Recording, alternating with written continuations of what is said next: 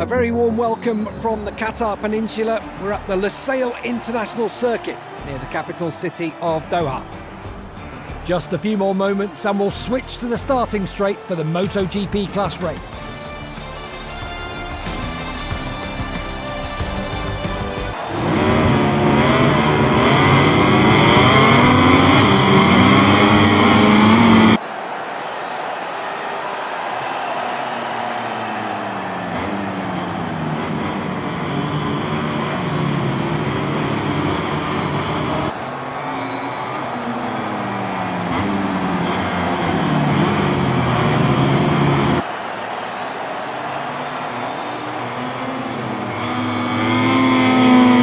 Bagnaia triggered the whole shot device, ready to start from pole position. Just a few more moments and the Grand Prix will begin.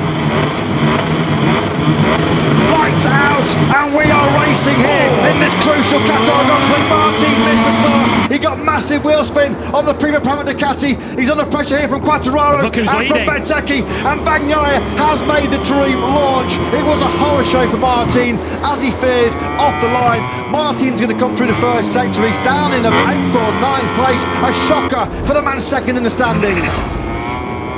Here is Simon Martin, look at that, he lights up the rear tyre. His motorcycle, that Ducati, well, it pivoted right, it pivoted left. Just no momentum, no drive grip whatsoever. Oh, listen to that as he just got massive wheel spin, trying to throw 300 horsepower through that Michelin rear tyre. And they know it could not have got off to a worse start, as Martin already in early recovery mode here. Oh, here's a rematch of yesterday's Binder barges past Marc Marquez once again. They made contact in the sprint yesterday. Binder has got a good start away. He started from 10th on the grid. He's now up into 5th place. And Yard is now creeping all over the rear tyre of Martini, who can't go with Zarco at the moment, can he?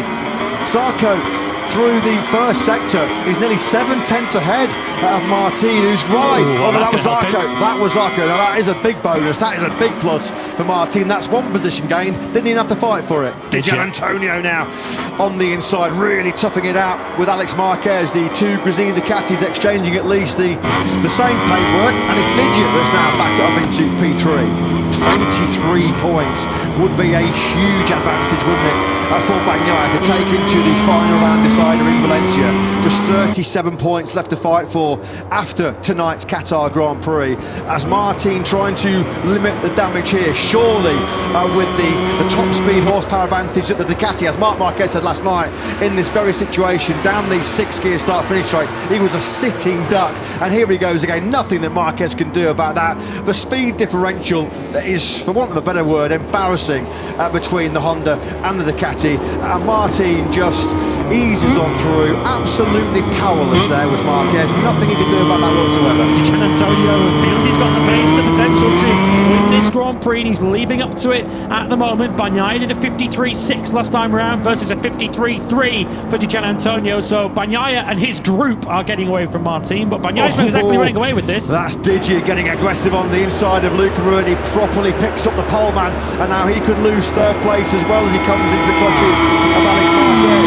So Di Giannantonio, he's getting his elbows out here, isn't he? Getting the gloves off as he tries to hunt down Pecco Bagnaia. Of course, desperate for a first Grand Prix victory to try and show that he's worthy of a full-time ride in 2024. But how much risk will Di Giannantonio taken? And will Ducati just maybe impose some team orders just to say, please do not pass Pecco Bagnaia? That will all play out over the next few laps or so.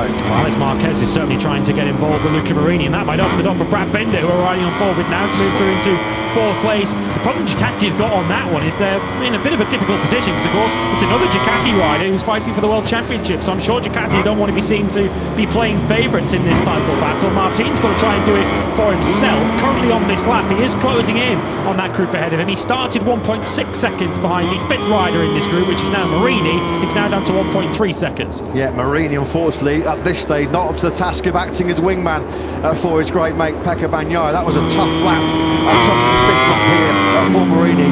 He dropped from 2nd place. Di Giannantonio, Marquez and Binder all to find a way through. Now here comes Brad Binder, a second in the Grand Prix here. last year. That is tight, there's not much room there, but Binder found it. He had to be millimetre perfect there, and he certainly was. A South African then now up into third place. Another podium beckons here for KTM in Qatar, maybe even better as they chase that elusive first win in over 2 years. Marquez is doing a phenomenal job here. That's confirmation that Aleix Spargo has retired. We'll find out whether it was physical or technical, I'm sure, very, very quickly. What a job, though, Marquez is doing. Picking a fight with a gaggle of Ducatis, which is... Qatar, here comes Vinales. This is the move into turn 15, but once again, he just can't make it stick. Martin defending superbly here right now. Ganging up though behind the Martinator, as Lewis said, is Vinales, is Marquez, Zarco's right there, QATAR, Miller's got some good race pace right now as well. Over the line we go. Bagnaia and Gian Antonio, the gap on the 2 tenths for the first time at the front, 6 tenths in further back to Binder. Vinales not close enough in the first corner on the brakes. He's almost able to reach out and grab the exhaust, isn't he, of Jorge Martin. Is he going to go now for it on the inside at turn 2? But once again, shows Martin his front wheel, but no way through. Look at Jorge Martin's pace on that at 1:54.4. For reference, Enea Bastianini in 13th was doing a 53.7. This could get so much worse yet for Martin. Sitting duck, he's a passenger on that Pramac Ducati right now, isn't he? Vinales then finally does. Does he stick? Does he twist here, Fabio Di Gianantonio? He's lining up the pass here, potentially on Bagnaia. Into 6 we go, not close enough.